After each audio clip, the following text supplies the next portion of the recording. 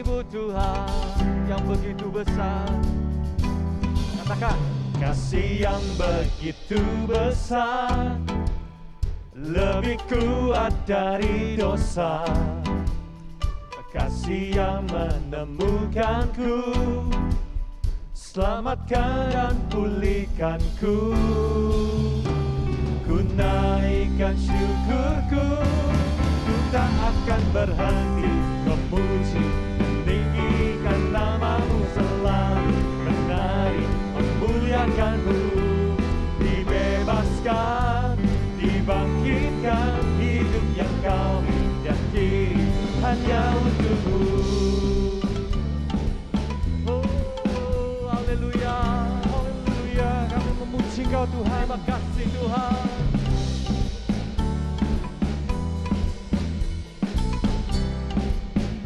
Sama-sama katakan, kasih yang begitu besar, lebih kuat dari dosa. Kasih yang menemukanku, selamatkan dan pulihkanku. Ku naikkan syukurku, ku tak akan berhenti memuji, meninggikan nama-Mu selalu, menari, memuliakan-Mu. Dibebaskan, dibangkitkan, hidup yang Kau miliki hanya untuk-Mu. Berhenti memuji, meninggikan nama-Mu selalu, menari, memuliakan-Mu. Dibebaskan, dibangkitkan, hidup yang Kau miliki hanya untuk-Mu.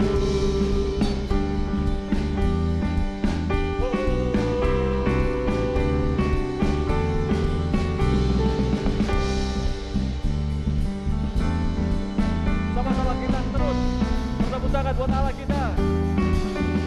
Kasih yang begitu besar, lebih kuat dari dosa. Kasih yang menemukanku, selamatkan dan pulihkanku. Ku naikkan syukurku, ku tak akan berhenti memuji, meninggikan nama-Mu selalu, menari, memuliakan-Mu. Dibebaskan, dibangkitkan, hidup yang Kau miliki hanya untuk-Mu. Hati memuji, meninggikan nama-Mu selalu, menari, memuliakan-Mu. Dibebaskan, dibangkitkan, hidup yang Kau miliki hanya untuk-Mu. Hidup yang Kau miliki hanya untuk-Mu. Hidup yang Kau miliki hanya untuk-Mu. Haleluya. Berikan suara-suara buat Allah kita. Haleluya.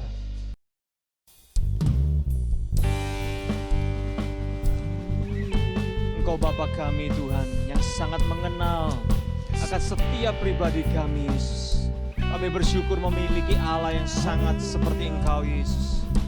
Terima kasih Tuhan, terima kasih Tuhan. Biarlah Tuhan di kesempatan saat ini Tuhan, kami ingin memuji dan membesarkan nama-Mu. Terima kasih Yesus. Bapa, Engkau mengenalku lebih dari siapapun. Engkau tahu ceritaku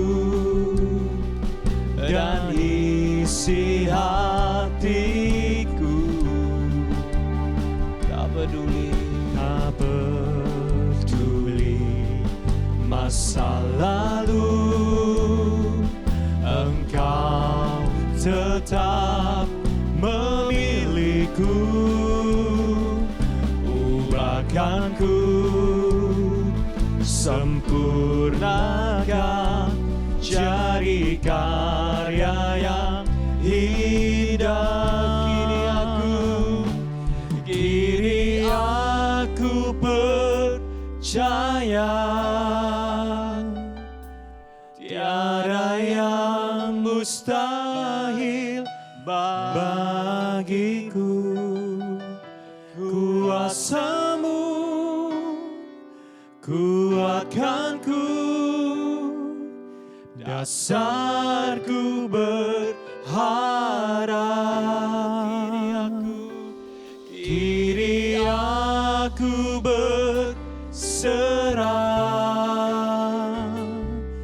pada rancangan-Mu bagiku. Ku ikuti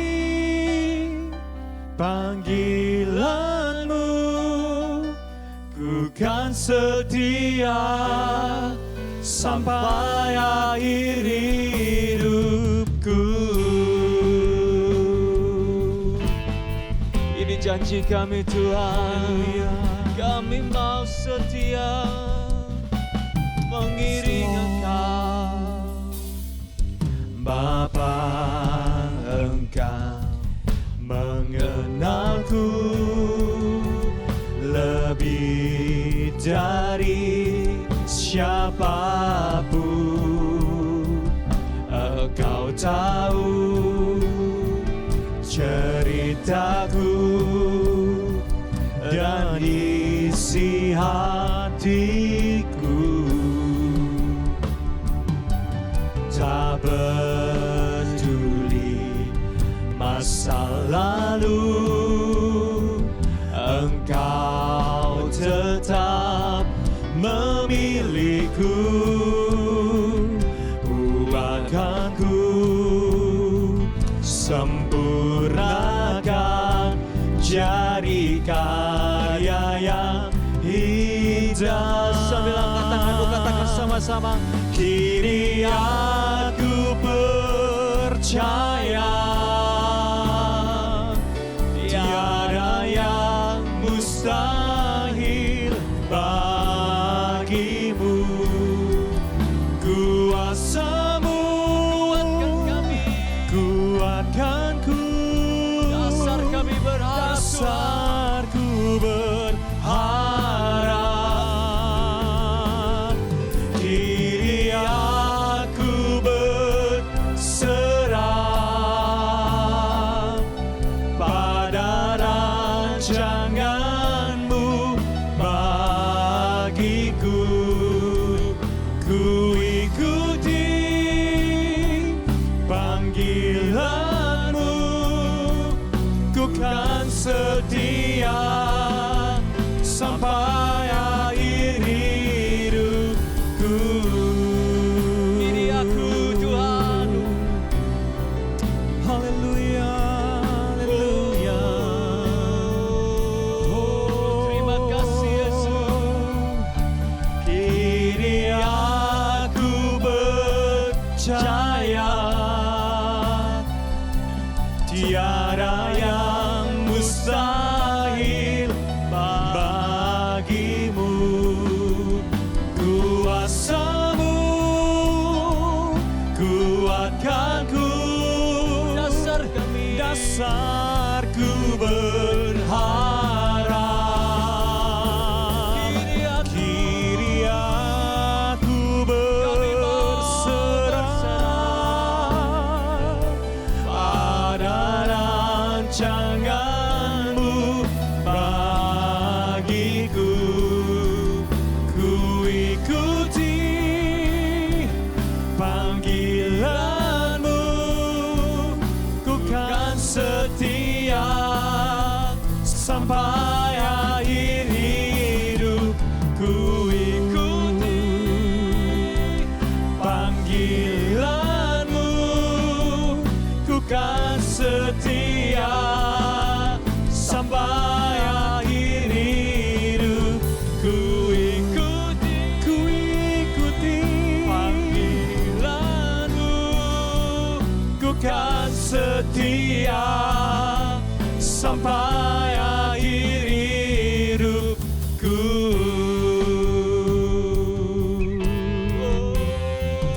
Haleluya. Terima kasih Yesus. Haleluya.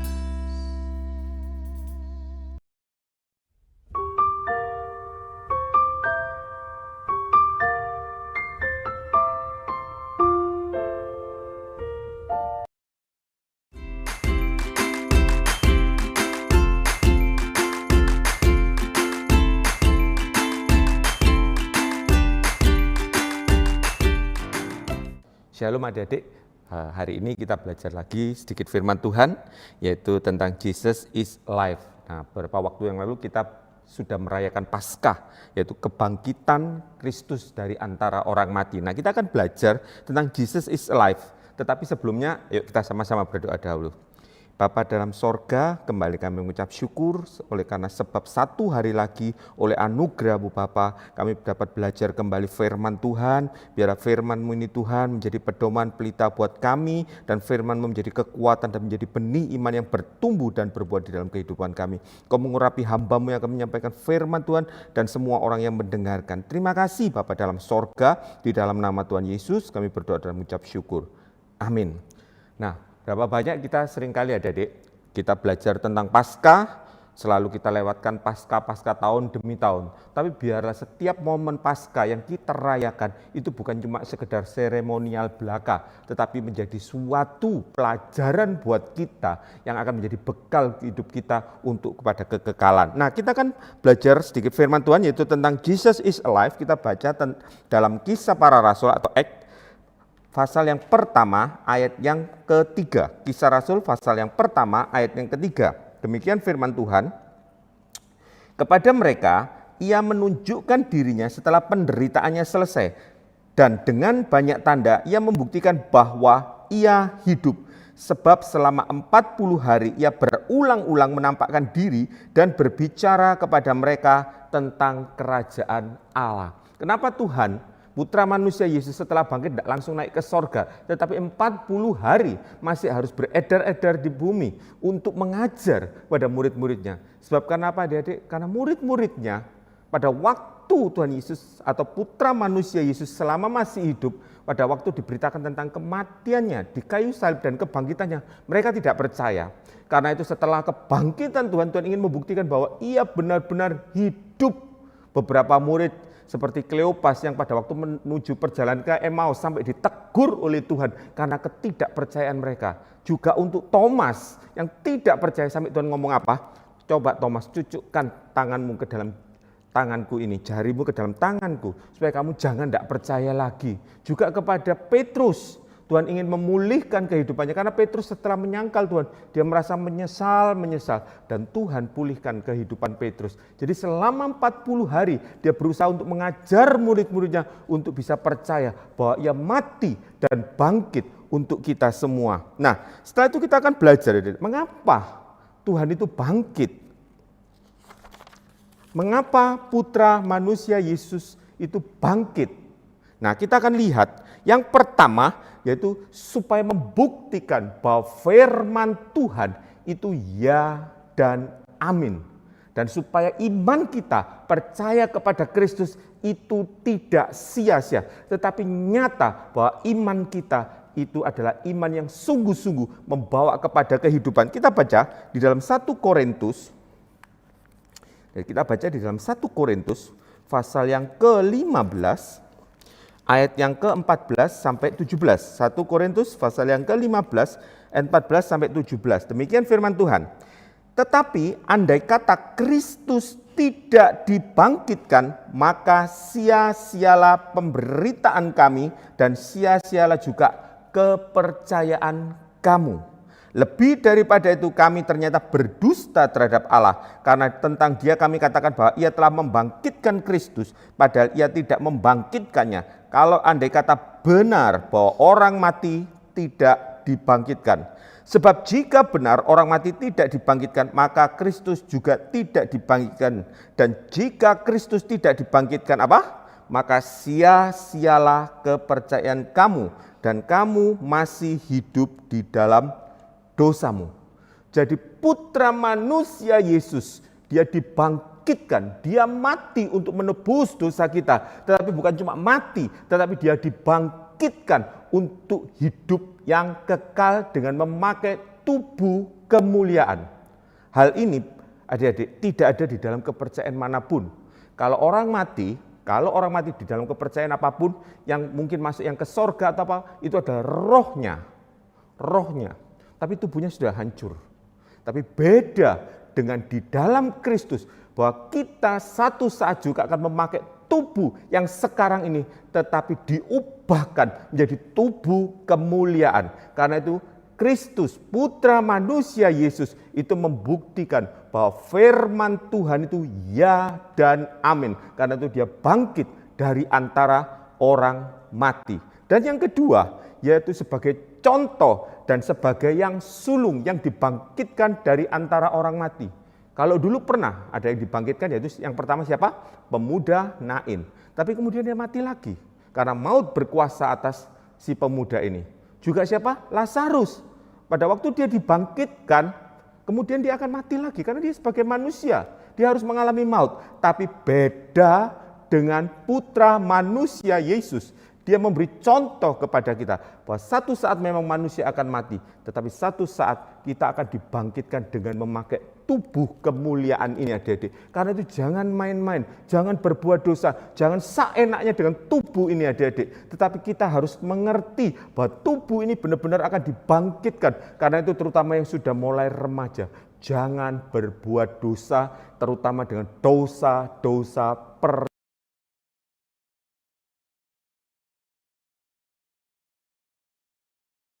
khusus untuk dosa akhir zaman, yaitu dosa percabulan.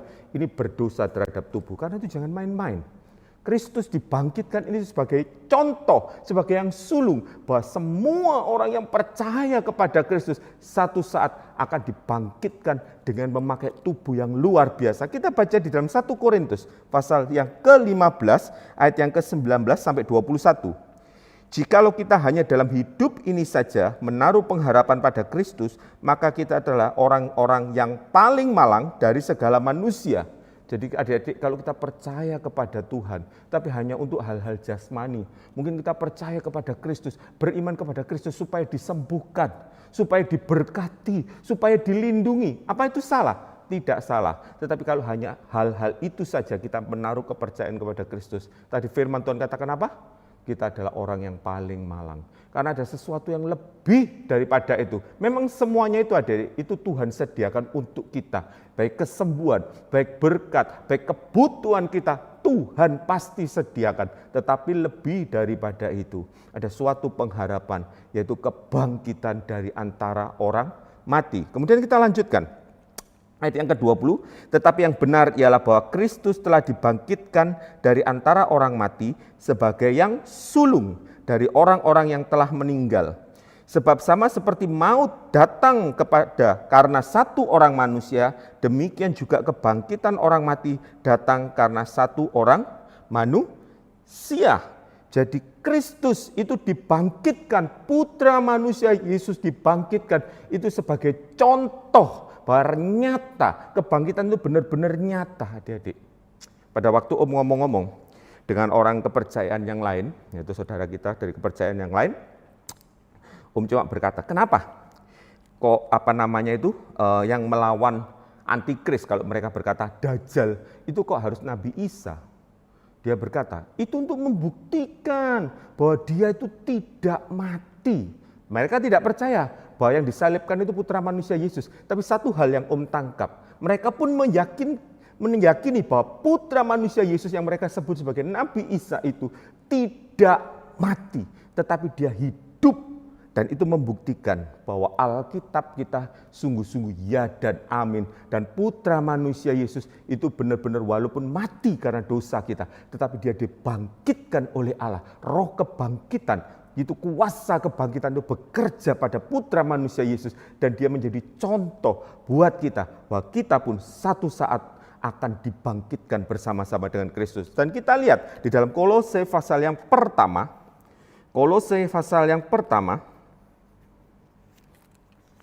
ayat yang ke-18. Kolose pasal pertama, ayat yang ke-18, demikian firman Tuhan. ialah kepala tubuh, yaitu jemaat, ialah yang sulung, yang pertama bangkit dari antara orang mati, sehingga ia yang lebih utama dalam segala sesuatu. Seperti tadi yang Om katakan, agama lain pun dia mengatakan, kenapa kok yang melawan antikris atau dajjal itu Nabi Isa? Karena mereka meyakini bahwa hanya Nabi Isa seorang manusia yang tidak pernah mati. Dan kita percaya Kristus memang mati disalibkan untuk menebus dosa kita. Tetapi lebih daripada itu, Kristus putra manusia Yesus itu memberi harapan kepada kita. Bahwa satu saat kita pun akan dibangkitkan. Dia menjadi contoh adik-adik sebagai yang sulung yang dibangkitkan. Dan kita pun akan mengalami hal yang serupa. Karena itu adik-adik, kita punya suatu pengharapan. Jangan sampai dunia ini menipu hidup kita. Jangan sampai hidup kita ini hanya fokus kepada dunia adik-adik. Berapa banyak anak-anak muda saat ini hidupnya hanya untuk hal-hal dunia, hal-hal jasmani. Mereka mengejar A, B, C. Bahkan banyak yang mengejar hal yang sia-sia. Dengan tak bosan-bosannya Om katakan banyak mereka waktunya dibuang untuk permainan-permainan game. Padahal Tuhan itu menyediakan sesuatu yang luar biasa. Tetapi berapa banyak waktu yang dibuang. Om pun mengatakan kepada anaknya Om, kalau kamu buang waktu, banyak hal baik, bahkan talenta-talenta yang Tuhan berikan, itu akan menjadi terkubur, menjadi sia-sia, karena kamu tidak menggunakan waktu dengan baik. Kamu pakai waktumu hanya untuk bermain game. Apa enggak boleh? Om katakan boleh, tetapi lebih baik lagi apabila waktu yang Tuhan berikan kepada kita, adik-adik, kita pakai. Kita gali talenta apa yang Tuhan sudah berikan. Berapa banyak? Om waktu itu juga cerita kepada anaknya Om. Kamu lihat ini, anaknya Om ini, gitu, dia tidak les Inggris. Tetapi melalui YouTube dia belajar Inggris sehingga Inggrisnya menjadi sangat bagus. Sekarang YouTube semua itu sebenarnya bisa dipakai untuk kita belajar dengan lebih mudah. Bisa dipakai untuk belajar, menggali talenta yang Tuhan berikan. Jangan buang waktu dengan YouTube, dengan permainan hanya untuk membuang waktu dengan sia-sia. Tetapi pakai apa yang Tuhan berikan. Kalau Tuhan berkati kita dengan HP, pakai. Karena di dalam HP pun banyak hal-hal yang baik. Banyak pengetahuan-pengetahuan yang kita bisa belajar. Mungkin yang punya talenta musik, selain belajar mungkin dari seorang guru les, tetapi kita bisa belajar lebih dalam lagi dengan pemusik-pemusik yang lain. Pemusik anak-anak Tuhan banyak sekali. Karena jangan buang waktu. Jangan buang waktu sia-sia.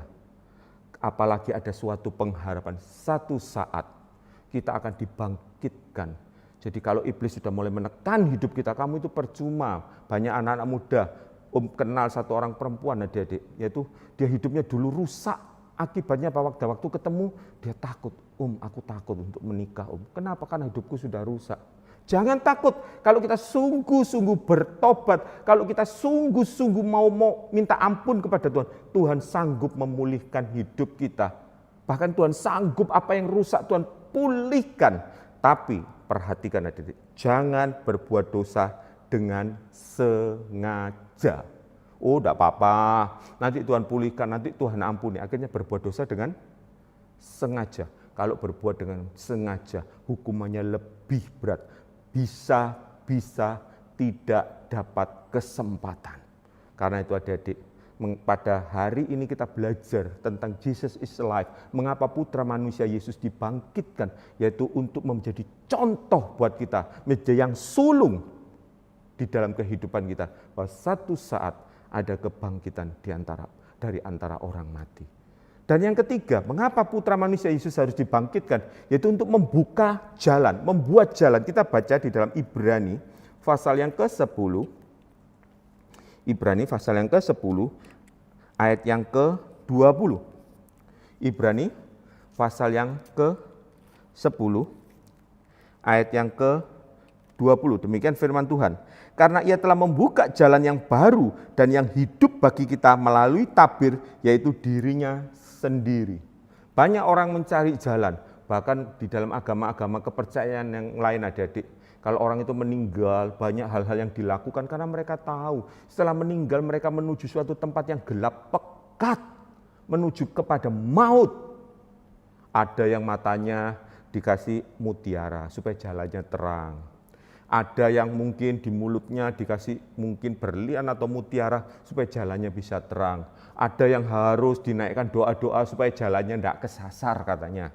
Supaya tidak keliru jalannya. Tetapi kita punya jalan pada waktu Putra Manusia Yesus mati dan pada waktu dia bangkit, dia membuka jalan kepada kita. Supaya pada saat orang percaya kepada Tuhan, pada waktu-waktunya habis dipanggil Tuhan, dia sudah ada jalan untuk menuju kepada sorga. Tidak perlu cari jalan lagi melalui Kristus. Karena itu firman Tuhan katakan apa? Akulah jalan, kebenaran dan hidup. Tidak ada seorang pun sampai kepada Bapa kalau tidak melalui aku. Kita bersyukur Putra Manusia Yesus dibangkitkan, yaitu untuk membuka jalan buat kita, adik-adik. Kita punya suatu pengharapan. Di dalam kepercayaan-kepercayaan lain mereka berusaha. Ada yang berusaha dikasih bola-bola api, kalau ada di suatu pulau, itu suatu pulau tertentu itu dikasih bola-bola api supaya jalannya terang. Mereka takut nanti keliru, karena di dunia sana itu gelap, banyak jebakan-jebakan. Tapi kita bersyukur, Putra Manusia Yesus telah mati untuk menebus dosa kita. Tapi terlebih daripada itu, dia bangkit, dia membuka jalan kita supaya kita bisa sampai kepada Bapa. Dan yang terakhir, mengapa Putra Manusia Yesus harus bangkit, yaitu untuk membebaskan tawanan, adik.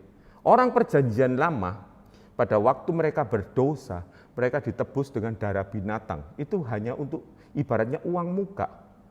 Tetapi tidak bisa menebus dosa, karena itu pada waktu mereka mati, adik-adik, mereka berada di suatu tempat tawanan, tidak dihukum, tidak ditaruh di Hades, yaitu neraka, penghukuman untuk orang berdosa, tetapi tempat sementara untuk orang yang perjanjian lama, yang mereka cuma ditebus dengan darah binatang. Tetapi pada waktu Putra Manusia Yesus mati, darahnya dicurahkan, tabir bait suci terbelah, maka itu jalan itu terbuka, dan dia bangkit bersama dengan tawanan-tawanan. Kita baca di dalam Efesus pasal yang keempat. Efesus pasal yang keempat, ayat yang ke-8. Efesus pasal yang keempat, ayat yang ke-8. Itulah sebabnya kata Nas, tatkala ia naik ke tempat tinggi, ia membawa tawanan-tawanan, ia memberikan pemberian-pemberian kepada manusia. Pada waktu Putra Manusia Yesus mati, maka apa yang terjadi? Pada waktu itu kuburan-kuburan terbuka, pecah. Orang-orang dari perjanjian lama terutama adik-adik, seperti Raja Daud mungkin, seperti Yusuf mungkin, seperti itu mereka ikut bangkit. Karena apa? Darah Yesus menebus dosa mereka sehingga lunas, sehingga tawanan-tawanan maut ini dibawa naik kepada Bapa. Luar biasa, Putra Manusia Yesus dibangkitkan dari antara orang mati, yaitu untuk membuktikan bahwa firman Allah itu ya dan amin, untuk memberikan contoh teladan kepada kita bahwa kita punya pengharapan. Dia sebagai yang sulung pada waktu Putra Manusia Yesus datang ke dunia, dia disebut sebagai apa? Anak tunggal Bapa. Tetapi pada waktu dia telah mati dan dibangkitkan, dia bukan lagi anak tunggal, tetapi apa? Anak sulung. Nah, adik-adiknya siapa kalau gitu, Om? Kita semua ini, kita ini adik-adiknya yang kita mencontoh Putra Manusia Yesus. Kita bisa dibangkitkan asal jangan sia-siakan kehidupan kita. Dari sejak masa muda, jangan buang waktu sia-sia. Om sering katakan kadang-kadang, pada waktu yang lalu di SM Om jelaskan di dalam firman Tuhan berapa banyak anak-anak Tuhan itu tidak menghormati Tuhan. Tidak menghormati hadirat Tuhan. Datang ke sekolah minggu, Om seringkali lihat. Apa yang dilakukan? Apakah berdoa? Oh tidak. Om pada waktu lihat cuma melihat apa? Mereka main game. Bahkan pada waktu latihan, ada acara latihan untuk tampil di ibadah Paskah. Jadi yang satunya latihan, yang satunya teriak-teriak. Om pikir apa ya? Kok teriak-teriak begitu? Apa yang terjadi? Mereka main game dan teriak-teriak. Waduh, keras sekali. Tidak menghormati Tuhan, tidak menghormati hadirat Tuhan di dalam lingkungan gereja, tidak menghormati Tuhan. Bagaimana kita bisa menghormati Tuhan kalau dengan yang sesuatu hal yang kecil seperti HP, kita tidak menghormati Tuhan. Karena itu belajar dari sejak masa muda. Hormati Tuhan Dia telah mati untuk kita, dia telah bangkit untuk kita, bahkan dia membuka jalan dan dia membebaskan tawanan-tawanan dari dosa. Luar biasa adik-adik. Karena itu belajar dari sejak masa muda, pakai waktu, pakai kesempatan, dan hargai kematian dan kebangkitan Tuhan. Karena ada satu pengharapan, satu kehidupan kekal, ada sesuatu pengharapan. Di dalam agama-agama lain tidak ada pengharapan adik-adik. Mereka cuma moga-moga, mereka berusaha dengan berbagai macam cara untuk bisa selamat, untuk bisa masuk ke dalam sorga, tetapi tidak bisa. Tapi kita punya suatu kepastian, karena itu hargai pengorbanan Tuhan untuk kita. Kemudian kita lihat adik-adik, apa arti kebangkitan putra manusia Yesus? Tadi mengapa putra manusia Yesus harus dibangkitkan? Yang berikutnya adalah apa arti kebangkitan putra manusia Yesus? Arti kebangkitan putra manusia Yesus yang pertama, kita baca di dalam 1 Korintus pasal yang ke-15. 1 Korintus 15 ini banyak sekali menjelaskan tentang kematian dan kebangkitan Tuhan.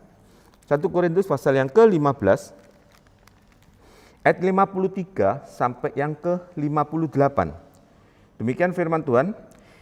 Karena yang dapat binasa ini harus mengenakan yang tidak dapat binasa, yaitu tubuh kita ini. Yang dapat mati ini harus mengenakan yang tidak dapat mati.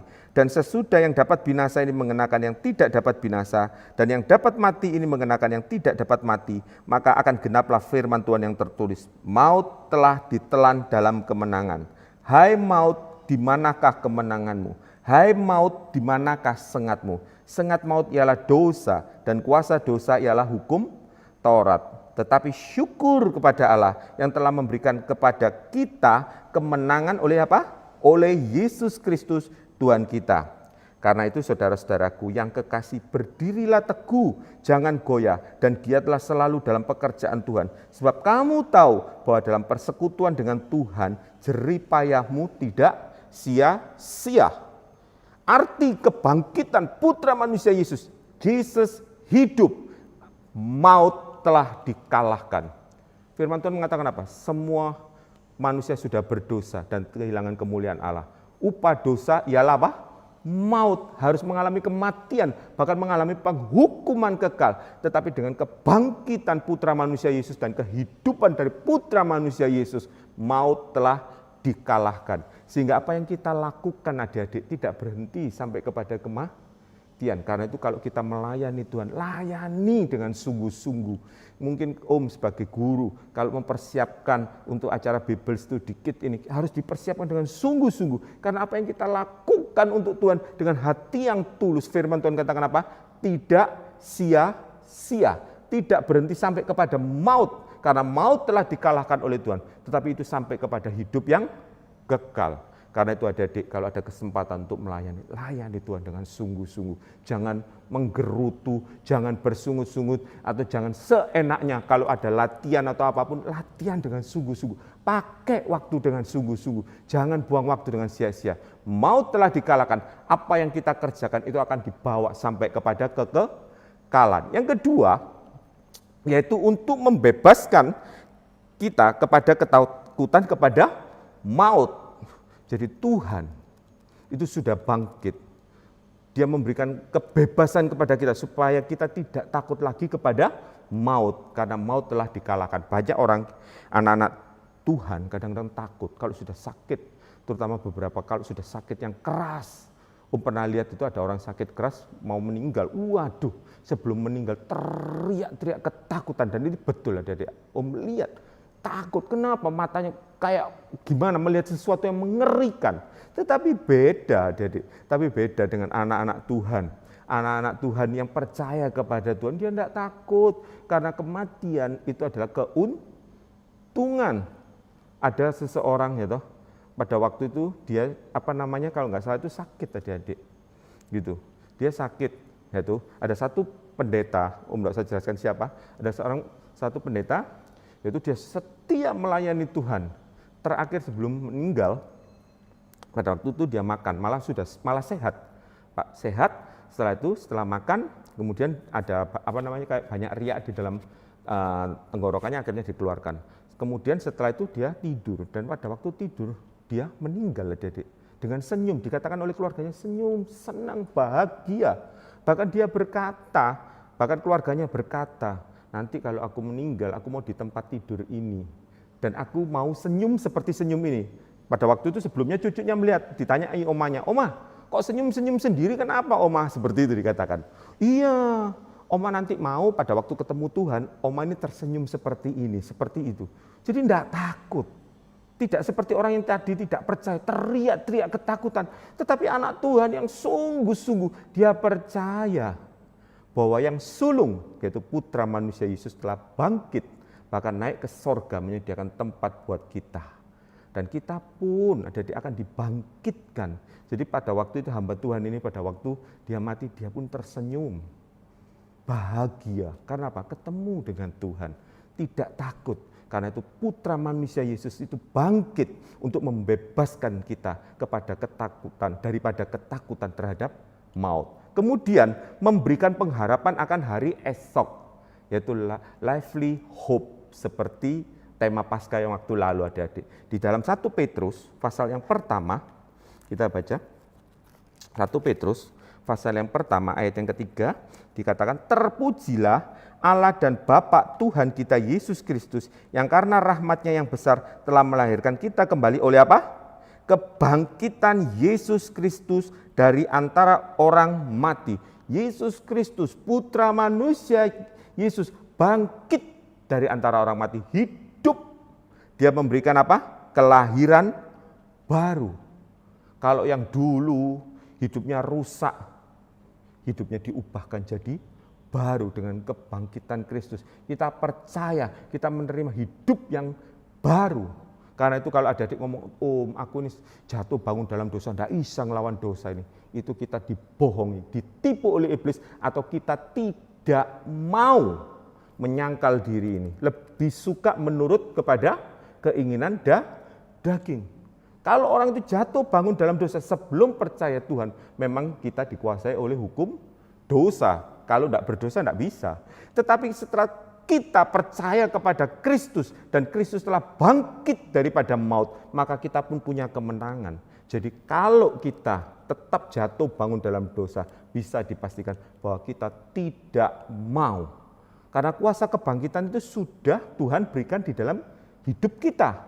Kalau kita tetap jatuh bangun, tunduk kepada kuasa maut, tunduk kepada dosa, artinya kita tidak mau. Tidak mau menyangkal diri. Firman Tuhan katakan apa? Barang siapa mau mengikut Kristus, Lukas 9 ayat 23, dia harus menyangkal dirinya, memikul salibnya, dan mengikut aku setiap hari, langkah demi langkah, sampai kepada hidup yang kekal. Dia memberikan pengharapan kepada kita. Ada satu lagu yaitu, "Sebab Dia hidup, ada hari esok. Sebab Dia hidup, ku tak gentar, karena ku tahu Dia pegang hari esok. Hidup jadi berarti, sebab" apa? Yesus hidup. Biarlah kuasa kebangkitan itu ada di dalam adik-adik semua.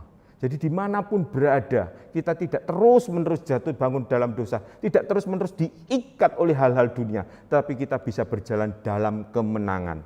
Dan suatu hal yang paling penting dalam arti kebangkitan putra manusia Yesus apa? Ada kebangkitan sesudah kematian. Di dalam kepercayaan yang lain, selalu tegaskan, tidak ada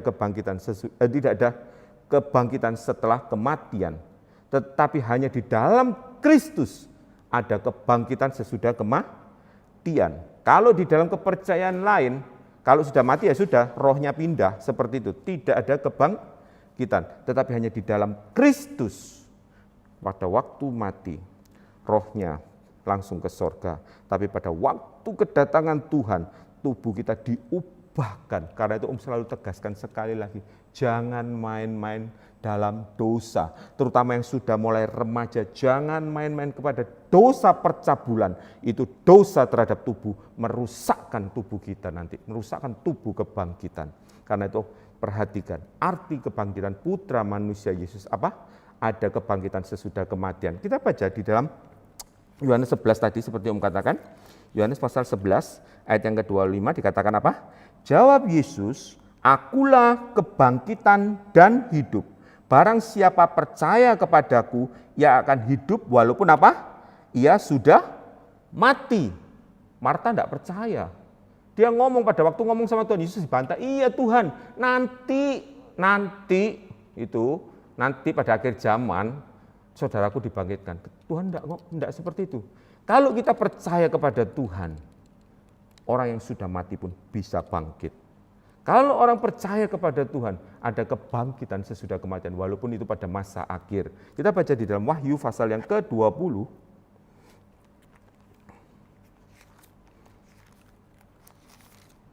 ayat yang ke-6, Wahyu ke-20, ayat yang ke-6. Perhatikan ini kata ini, berbahagialah dan kuduslah ia, yaitu bukan menunjuk kepada putra manusia Yesus, karena putra manusia Yesus tidak perlu lagi dikuduskan, karena ia adalah maha kudus. Tapi ini adalah untuk kita, dikatakan apa? Berbahagia dan kuduslah ia yang mendapat bagian dalam kebangkitan pertama itu. Kematian yang kedua tidak berkuasa lagi atas mereka, tetapi mereka akan menjadi imam-imam Allah dan Kristus, dan mereka akan memerintah sebagai raja bersama-sama dengan Dia apa? Pada waktu itu 1000 tahun lamanya. Sesudah 1000 tahun dilanjutkan kepada kekekalan. Artinya apa? Kita punya suatu pengharapan yang luar biasa. Bukan cuma sekedar jadi anak-anak Tuhan yang biasa-biasa, tetapi dipersiapkan dari sejak di dunia ini. Kita dipersiapkan menjadi imam-imam Allah, dipersiapkan menjadi raja-raja yang memerintah bersama dengan Kristus. Karena itu adik-adik, jangan, sekali lagi Om katakan, jangan pernah menyia-nyiakan hidup kita. Jangan pernah hidup kita disia-siakan, waktu yang Tuhan berikan dibuang percuma. Tapi biarlah kita itu menjadi anak-anak Tuhan yang selalu menjadi berkat dimanapun berada. Kemudian kita lihat selanjutnya.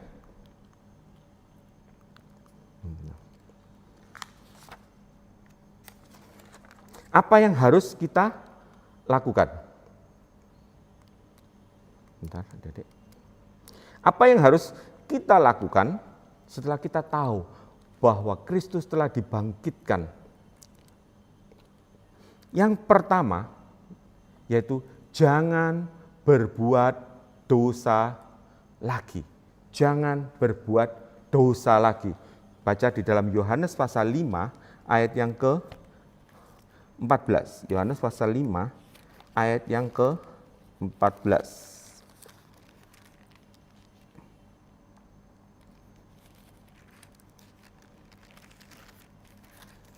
Yohanes pasal 5 ayat yang ke-14, demikian firman Tuhan. Kemudian Yesus bertemu dengan dia dalam bait Allah, lalu berkata kepadanya, engkau telah sembuh, jangan berbuat dosa lagi, supaya padamu jangan terjadi yang lebih buruk. Seperti yang Om selalu katakan, jangan bermain-main dengan kemurahan Allah. Jangan berbuat dosa lagi, supaya jangan terjadi sesuatu yang lebih buruk. Karena setiap dosa itu ada akibatnya. Dan yang kedua, apa yang Tuhan inginkan, Tuhan rindukan yang untuk kita lakukan dengan kebangkitan dan kehidupan Kristus selama-lamanya. Membawa kuasa kebangkitan di dalam tubuh kita untuk menolong orang lain. Kita baca dulu 2 Korintus pasal yang kedua. 2 Korintus pasal yang kedua, ayat yang ke-15 sampai 16. Sebab bagi Allah kami adalah bau harum dari Kristus di tengah-tengah mereka yang diselamatkan dan di antara mereka yang binasa. Bagi yang terakhir kami adalah bau kematian yang mematikan, dan bagi yang pertama bau kehidupan yang menghidupkan. Tetapi siapakah yang sanggup menunaikan tugas yang demikian, membawa kuasa kebangkitan Kristus di dalam hidup kita, seperti yang terdapat di dalam Filipi pasal yang ketiga. Kita baca Filipi pasal 3 ayat yang ke-10 sampai yang ke-14. Yang ku kehendaki ialah mengenal Dia dan kuasa kebangkitannya dan persekutuan dalam penderitaannya, di mana aku menjadi serupa dengan Dia dalam kematiannya, supaya aku akhirnya beroleh kebangkitan dari antara orang mati. Bukan seolah-olah aku telah memperoleh hal ini atau telah sempurna, melainkan aku mengejarnya, kalau aku dapat juga menangkapnya, karena aku pun telah ditangkap oleh Kristus Yesus. Saudara-saudara, aku sendiri tidak menganggap bahwa aku telah menangkapnya, tetapi ini yang kulakukan. Aku melupakan apa yang telah di belakangku dan mengarahkan diri pada apa yang di hadapanku, dan berlari-lari kepada tujuan untuk memperoleh hadiah, yaitu panggilan sorgawi dari Allah dalam Kristus Yesus. Mengarahkan diri kepada tujuan. Tujuannya apa? Menyelamatkan jiwa-jiwa, membawa kuasa kebangkitan. Jangan takut, kematian itu berada di mana-mana. Tetapi kalau kita hidup untuk Kristus, kuasa kebangkitan itu ada di dalam hidup kita. Ada satu kesaksian yang sering kali Om ceritakan juga. Rumahnya Om itu adalah di Ambengan dulu, itu adalah dulu tempat penyembahan dari seorang dukun, adik-adik. Om sering ceritakan juga, barusan lalu juga Om ceritakan, di dalam tembok-temboknya itu biasanya ditanam jimat-jimat, keris dan macam-macam. Dan rumah ini, orang ngomong itu rumah kutukan, adik-adik. Lu kok bisa rumah kutukan, Om? Iya. Pada waktu Om pindah ke sana, tetangga-tetangga itu berbicara bisik-bisik. Ngomong apa sih orang-orang itu? Kita nggak tahu, adik-adik. Nah, kemudian adiknya Om itu adalah adik yang ke-4 dan ke-5 itu adalah kembar, perempuan kembar. Pada waktu baru kita tahu, diceritakan oleh orang-orang ke kampung itu, bahwa di dalam rumah itu setiap orang yang punya anak kembar pasti mati anak kembarnya. Itu sudah anak kembar yang ke-6, keluarga yang ke-6 itu sudah mati anak kembarnya itu. Dan kita adalah yang ke-7, adik-adik. Mereka, berbicara. Mereka tunggu 1 tahun, kok nggak mati ya? 2 tahun, 3 tahun, 4 tahun. Sampai hari ini adiknya Om tetap hidup. Orang kampung sampai heran, banyak orang yang percaya karena peristiwa itu. Karena apa adik-adik? Kenapa? Walaupun di rumah itu ada kematian, maut bekerja, tetapi bagi orang yang percaya kepada Kristus, di dalam kehidupannya itu membawa kuasa kebangkitan. Kuasa kebangkitan Kristus itu sudah mengalahkan maut, sehingga adiknya Om tidak menjadi mangsa dari maut, tetapi kuasa kebangkitan itu banyak membawa jiwa, sehingga banyak orang kampung itu percaya kepada Tuhan. Karena itu adik-adik dimanapun berada, bawa kuasa kebangkitan di dalam hidup kita, supaya dimanapun kita melangkah, kematian-kematian itu bisa kita netralisir, dan kita bisa membangkitkan banyak orang, baik secara rohani, terlebih-lebih nanti kalau ada suatu ibaratnya anugerah, anak-anak dari tempat ini, anak-anak sekolah minggu dari tempat ini mungkin diberi karunia untuk bisa membangkitkan orang mati. Bisa, semua itu sudah Tuhan sediakan untuk kita, adik-adik. Oleh karena itu, sebagai kesimpulan, yaitu di dalam kebangkitan Kristus itu ada pengharapan akan kemuliaan yang kekal, adik-adik, dalam panggilannya. Karena apa? Kebangkitan Kristus. Kita baca di dalam Efesus pasal 1, kita baca aja ayat yang ke-23 sebagai ayat yang terakhir, Efesus pasal 1 ayat yang ke-23. Dikatakan, jemaat yang adalah tubuhnya, yaitu kepunyaan Dia yang memenuhi semua dan segala sesuatu. Kalau Kristus telah dikorbankan untuk kita, mati bahkan dibangkitkan, maka semua dan segala sesuatu pasti dikaruniakan di dalam kehidupan kita sebagai jemaat Allah. Karena itu adik-adik, kita sangat bersuka cita dengan kebangkitan Kristus. Segala sesuatu apa yang kita butuhkan, baik kebutuhan hidup, baik kesembuhan, kesehatan, masa depan, Tuhan sudah berikan. Bahkan kehidupan kekal Tuhan berikan untuk kita. Tuhan Yesus memberkati. Kita sama-sama berdoa, adik-adik. Bapa dalam sorga, terima kasih buat kebangkitan yang Tuhan berikan. Tuhan kepada Kristus sebagai contoh, dan kami pun akan menerima anugerah kebangkitan dan kehidupan kekal. Terima kasih Tuhan, supaya sejak dari masa muda kami tidak menyia-nyiakan hidup kami, tetapi membawa kuasa kebangkitan Kristus di dalam kehidupan kami. Terima kasih Bapa dalam sorga buat kebenaran firman-Mu, dan saat ini hamba-Mu mohonkan biarlah dengan berkat kasih Allah Bapa, anugerah Tuhan Yesus Kristus, dan persekutuan Roh Kudus memberkati kita semua, mulai dari saat ini sampai Tuhan Yesus datang kembali. Semua yang percaya bersama-sama Om katakan, amin. Tuhan Yesus memberkati.